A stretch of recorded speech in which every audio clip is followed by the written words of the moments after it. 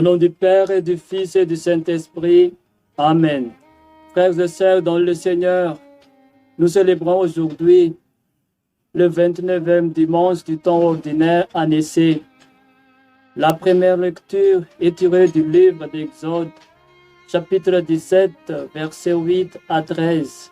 La deuxième lecture est extraite de la seconde lettre de Saint Paul apôtre à Timothée, chapitre 3, verset 14 jusqu'à chapitre 4, verset 2. L'évangile selon Saint Luc, chapitre 18, du 1er à 8e verset. En effet, un proverbe chinois dit: un moment de patience peut préserver de grands malheurs, un moment d'impatience peut détruire toute une vie. Ces proverbes vont montrer la grandeur et la sublimité de la patience dans la vie spirituelle. Les trois lectures nous font comprendre que pour obtenir la grâce et la bénédiction de Dieu, il nous faut de la patience. Si nous observons profondément ce scénario de Saint Luc, nous allons découvrir trois réalités théologiques très importantes. Un juge qui ne craint pas Dieu, une veuve et une prompte justice. Voyons à présent le sens de ces trois images utilisées dans la parabole. La première image nous montre un juge impitoyable. Ce dernier nous rappelle que notre patience sera mesurée et jugée par le temps. Est-ce que nous avons du temps pour prier? Est-ce que nous sommes patients pendant la prière? Cela concerne directement la patience que Dieu nous rappellera un jour. La deuxième image parle d'une veuve.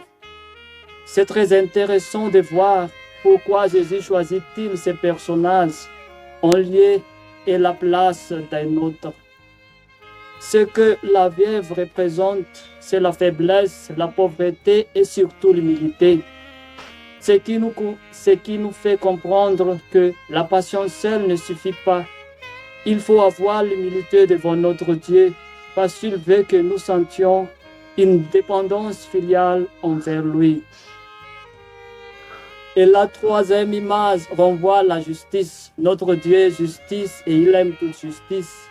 Il nous rend toute justice selon notre œuvre. Il répond à notre prière au moment opportun, mais il nous demande simplement de la patience pendant la prière. Et la première lecture, extraite du livre d'Exode, nous propose un exemple concret avec Moïse et le peuple d'Israël, qui étaient devant la situation difficile, mais ils ont essayé de persévérer jusqu'à la fin et finalement, Dieu leur avait accordé une grande victoire. C'est justement la même chose qu'il nous faut. Si nous sommes patients et humbles devant Dieu, il nous exaucera en son temps. Frères et sœurs dans le Seigneur, Saint Paul nous exhorte dans la deuxième épître à Timothée d'avoir une patience inlassable, surtout dans l'activité spirituelle. Car de nos jours, nous avons beaucoup de choses à faire, beaucoup de préoccupations. Et tant de gens cherchent à raccourcir les choses pour faciliter la vie. Le monde n'est plus assez patient qu'auparavant. Il nous empêche de nous rapprocher du Seigneur à cause de différentes activités et de divertissements qu'il nous offre à l'Internet.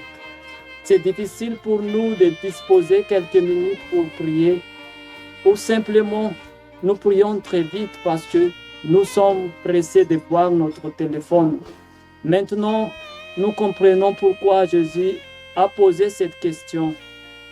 Quand le Fils de l'homme viendra, trouvera-t-il la foi sur la terre? Soyez patients pendant la prière. Au nom du Père et du Fils et du Saint-Esprit. Amen. Bon dimanche à toutes et à tous.